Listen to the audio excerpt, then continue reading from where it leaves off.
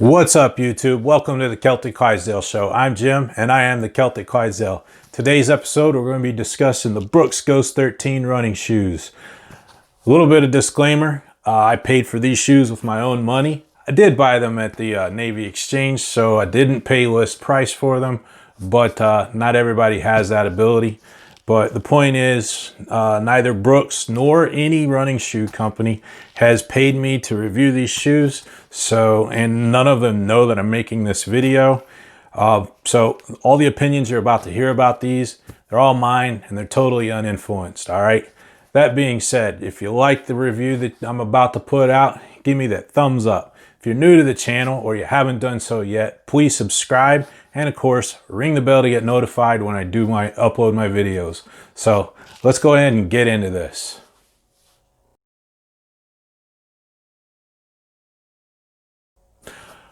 All right, as far as where to get these shoes, like I said, I got mine at the Navy Exchange. You can, if you don't have the ability to shop at a military exchange, then you can probably look on Amazon. I looked on Amazon. I only found like one listing for the men's running shoes, and I don't remember seeing any for the women's. So I don't know, maybe it's actually something Amazon doesn't have. But as for who does have it, Running Warehouse and Zappos both have them, obviously online, and Dick's Sporting Goods has them both in store and online. All right, now regardless of where you get them, except for of course a military exchange, probably want to pay about $130. All right, that's what they're going for. If you get it in military exchange, looking at about 110. So that's where to get it and how much it's going to cost you. Let's talk about the technical specs.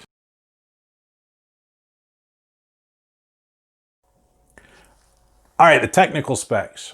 So first off, neutral shoes. All right. If you need a stability control shoe or you need a motion control shoe, not your shoe. All right. So look elsewhere. As far as the upper is concerned, it's an engineered mesh upper with these 3D printed overlays that kind of provide some structural support to the upper. It is a nice upper. I like it. The midsole, it's Brooks DNA Loft midsole, and it's just another one of their fancy foams. All the shoe companies have their own formulation of foam for the cushioning. This one happens to be a heavier, denser, more cushioned foam. All right, now the outsole is the yellow portions you see here, blown rubber. Obviously you've got some channels here. This basically allow for flexion of the tread. All right, now this blown rubber, it's a little bit softer rubber than what I'm used to seeing on shoes, which works both to its detriment as well as in its favor. So, and I'll talk about that more a little bit later. As for the weight, for a men's size 9, the Brooks Ghost 13 rather, weighs in at a 9.7 ounces, whereas the 13, my size, weighs in 11.9 ounces. As for, you know, where that puts it on the scale, this puts it about mid-range. I know I compared it against a pair of On Running Cloud Stratuses, and this was actually a lighter shoe, which I find odd because I also think it's more cushioned.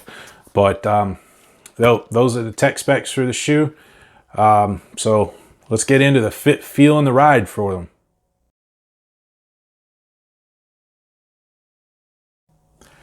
All right, the fit, the feel, and the ride. First off, the fit.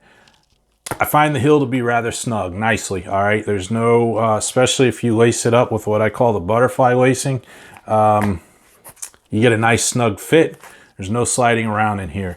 Also, I think there's just enough texture on the inside of the shoe that if you've got, you know, if you're wearing socks like I do, then you're not going to be sliding around. All right. So as far as that goes, I like it a lot. The toe box is, it's not that narrow, but I wouldn't also call it terribly wide. In fact, it fits me quite nicely. There's no a whole lot of extra room in there, but it's definitely not so tight that I feel uncomfortable. All right. So the toe box, decently roomy, and it, feels nice. As far as the way it fits, it's true to size. All right. So it's good to go there. The feel of the shoe, this engineered mesh upper, especially when it's laced properly, hugs the foot nicely. I rather enjoy the way this upper feels on my foot, and yeah, it's a pretty decent upper. As far as the footbed is concerned, the insole is a nice insole. It's nice and comfy, and the overall footbed, it's a joy to put my foot in, and it's a decent shoe to wear as far as, the footbed, the comfort of the footbed is concerned. Now, the ride quality. This shoe it's rather surprising. As I mentioned, the softer blown rubber for the outsole provides quite a bit of grip, which gives a little bit of confidence on, wet roads. I know with other shoes like my Asics Gel Contend 5s and my Asics Gel Contend 6s on wet roads, I got to be honest with you, I feel a little bit nervous coming into any sharp corners or trying to do hairpin turns. I feel like my feet are just going to pop out from underneath me and I'm going to fall. With these shoes, you get nice grip on those wet roads. I don't have any of those issues at all. So yeah, nice grippy ride. They're not a fast shoe, all right? This is not the shoe that you're going to want to put on to go out and just, blaze the road up. This is a shoe that you're going to throw in to go do a long run at, a decent steady cadence, all right? So yeah, not a fast shoe at all. And as I said again, it's grippy on both dry and wet roads, and overall the ride quality is pretty decent. I like it. So let's discuss the upsides of the shoe.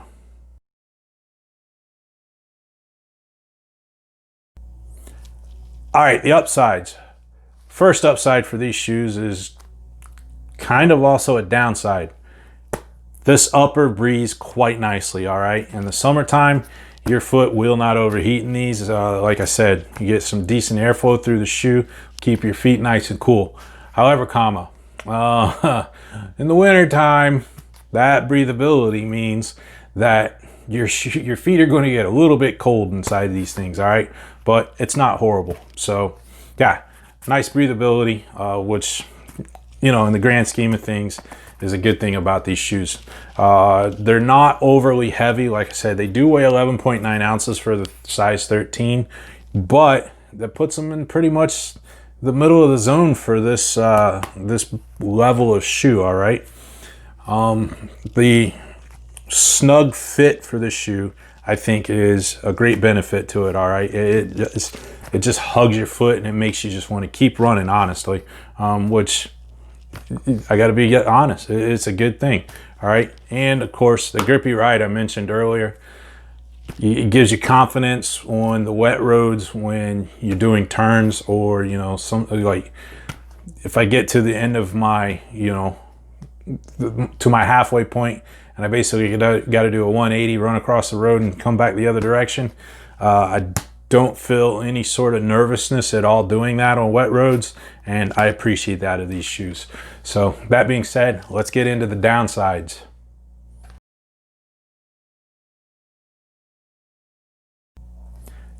Downsides. All right. The laces on these, for me, seem a bit short. All right. Now, I've seen other reviews for the shoes where it looks like they've got plenty of laces, but not for me. And I'll explain why. You can see here, there's not a whole lot left over with the shoes tied. I have a habit of tucking when I tie the laces up, to tuck them back into themselves. And typically I do that at the middle of the lace point, and these are too short to do that. So it's sort of an effort to get them, to tuck under higher up. And I don't know, it's just It's a minor inconvenience, and honestly, it's a nitpicky thing to talk about, but I think the laces need to be a little bit longer, all right? But that said, the only other problem I can find with these shoes is a durability problem. Now, as I mentioned, I've only got 18 miles in these shoes, and there you go. You could probably see, you know, if the camera will focus, there's not a whole lot. This is the strike point. I run on my forefoot fair amount, and you can see this area right here is actually worn out quite extensively. I have reached out to Brooks to see if they'll do anything for me, and I've not yet heard back from them, so we'll see how it plays out. But as it stands right now, I don't think these shoes are going to make it to 50 miles. Like I said, I got this much wear at only 18 miles.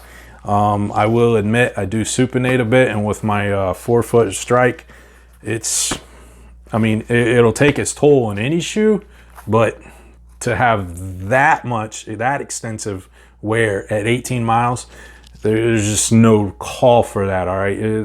You should at least be able to get, you know, 100 miles out of a pair of shoes, especially a pair has a list price of $130 like these do. So I don't know.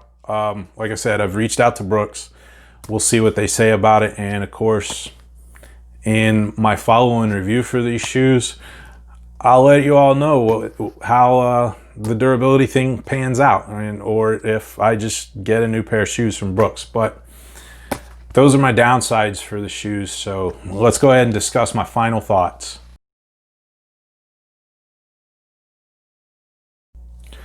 All right, final thoughts for the shoes.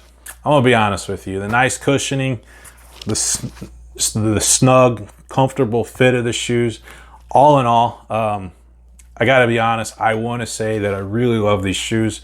They're a pleasure to run in. I don't feel any discomfort at all when I'm running in them. Honestly, most of the time I end up ending my run because I'm like, hey, I don't have any more time to just keep running. All right, I got to go home. But as far as the shoes are concerned, I mean, they don't take anything out of me. I just kind of want to keep going. So great ride, great fit, great feel, nice cushioning, comfortable shoe. I really enjoy running in them. The problem is this durability. It upsets me a lot. I don't know if I just got a bunk pair or what's going on, but like I said earlier, we'll see how Brooks deals with it, and we'll see what happens later down the road. But as it stands right now, I'm not liking the durability of this. So that being said, as for a recommendation, if you're on the lighter side of being a Clydesdale or Athena athlete, I think any runner under 200 pounds is going to be all right with these. If you've got a fairly standard sort of flat-footed strike, then I think you'll be okay. But with my supinated forefoot strike, I think it's just taking a toll in these shoes. Although I'm not going to totally put the blame on my foot strike, because I've got some Asics that don't have this much damage to them after only 18 miles. So yeah, as far as the recommendation, if you're a lighter runner, yes, I would absolutely recommend these to you. If you're a 240-pound guy like myself, right now I'm inclined not to recommend them. All right, but that may change. We'll see what happens. So yeah, that's the Brooks Ghost 13. Yep, let's go ahead and close this thing out.